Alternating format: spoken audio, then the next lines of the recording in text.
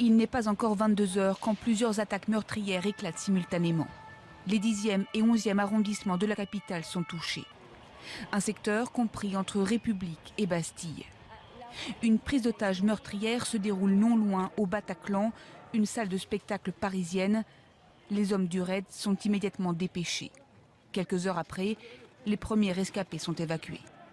Une journaliste de France 24 est présente sur l'un des lieux des attaques, dans le 10e arrondissement.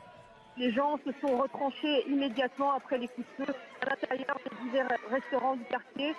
Vous le savez peut-être, le 10e arrondissement de Paris se trouve dans le cœur de la capitale. Il y a énormément de restaurants avoisinants et tous les restaurants ont tiré leurs volets. Les gens se sont retranchés à l'intérieur afin de se mettre en sécurité.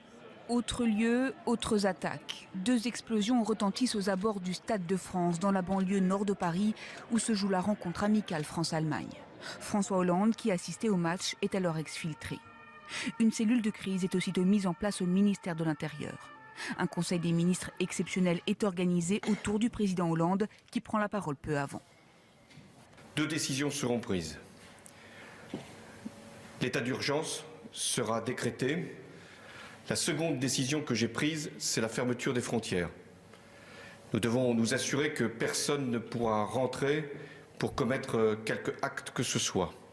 Et en même temps que ceux qui auraient pu commettre les crimes qui sont hélas constatés puissent également être appréhendés s'ils devaient sortir du territoire.